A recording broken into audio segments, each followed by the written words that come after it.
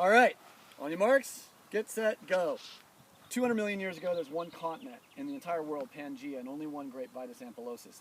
That continent separates into all the major continents, and the continents, basically, there's grapes that are very important in American subspecies, European subspecies, Asian subspecies. Asian subspecies are used in the alcohol production. We find example from 9600 BCE, some grapes being used in extreme beverages in China, but when you talk about pure grape wine, we talk about Europe.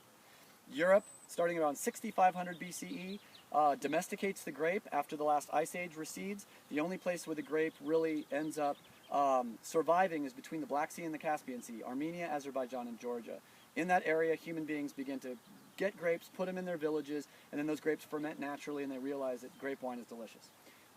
As they continue to do that, they go into the forest and they pick the grapes and they make wine on purpose. Eventually, they find a hermaphroditic grapevine in the forest. They take that hermaphrodite vine, which produces 10 times as much fruit as a female, they domesticate it. That first mother-father domesticated hermaphrodite vine is the mother-father vine of every vine that grows wine in the world today.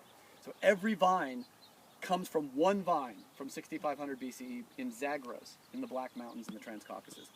Basically, as they grow those grapes, they start trading them with their neighbors. It moves from the Transcaucasus down into Turkey and Asia Minor, down into the Middle East, down into Egypt.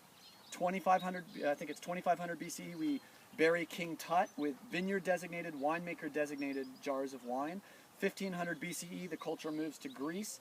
On the Isle of Crete, 15 gallons of wine trades for 30 oxen, which is about $4,000 in modern equivalency per bottle of wine, which took until 2 years ago for any modern wine to beat.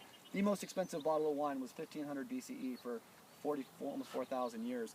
Once the Greeks get wine culture, they do a couple things like invent democracy while they're drinking it. And then they give that culture to the jealous Romans. Romans, as they march throughout Europe, they plant vineyards every place they go.